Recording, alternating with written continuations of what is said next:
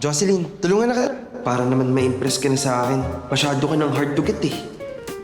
Hindi naman po ako basta-basta na i-impress. What? Is everything okay? Parang palagi kang nakatitig sa akin. May dumi ba ako sa mukha? Wala at nagtataka lang talaga ako. Na ano? Wala. Hindi ko alam, mahilig ka rin pala magbasa.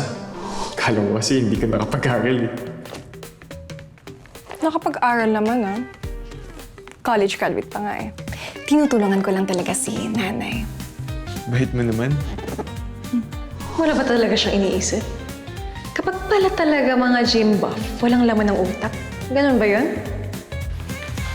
Okay, 1. Oh, Two. ano na mga broski? Ready na ba kayo maging homeboy ko when we get back to Manila?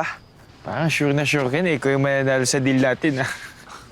Eh ano pa nga ba? Eh sa akin siya pinaka-close. Halata namang wala siyang interest sa inyong dalawa.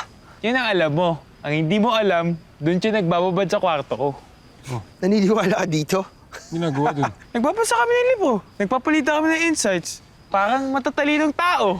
Ano ba tong novel na to ay... Tungkol sa human condition in a dystopian world kung saan kinain ng capitalism ang puso ng mga tao. Wow! Nabasa mo rin pala to? Nabasa ko ang iniisip mong sabihin. I love you.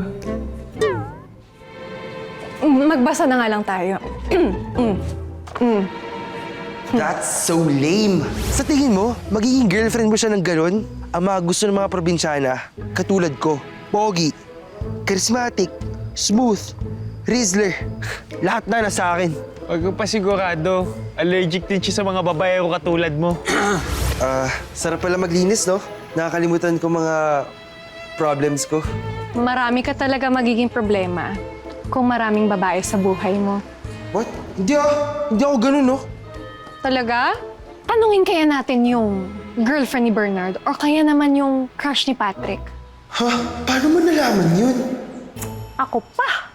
Kaya pala sinisiraan niyo ako sa kanya. Lagi niyong ini-insist na marami daw akong babae. Tsaka sinusunod ko raw yung mga girlfriends niyo, pati crushes niyo.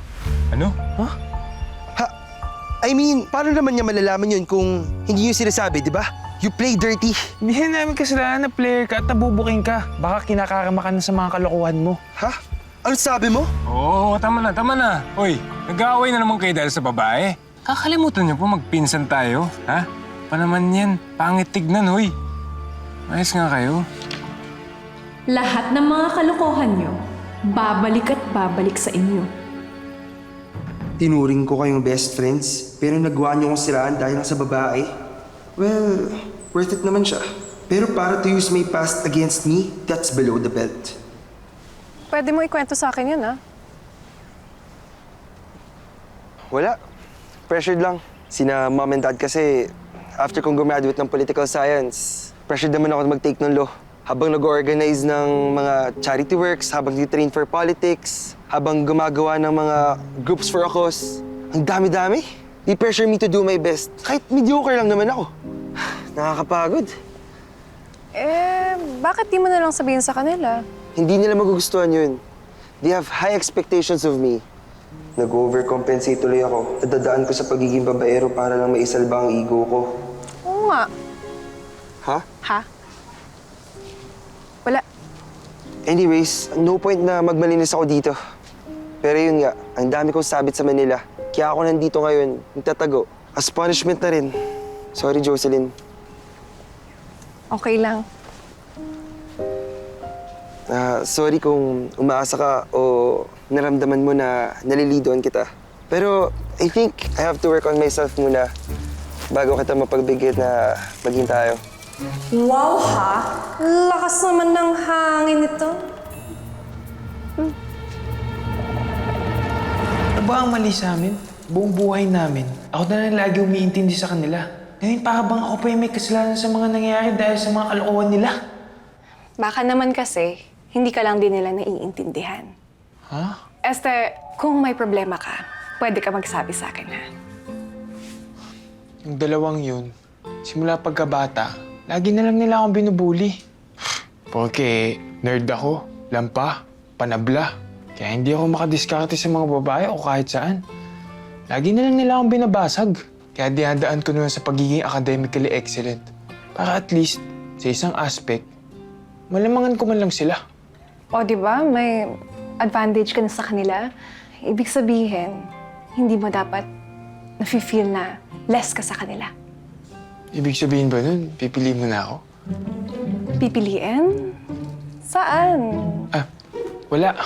Sige, maglilinis lang po ako dito. Salamat sa payo. Okay, kailangan ko matapos yung 3 laps within 5 minutes. Let's go!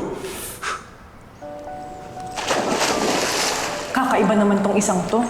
Walang laman ng isip kundi exercise niya. Hindi man lang niya iniisip yung dalawang pinsan niya at yung sama ng loob nila.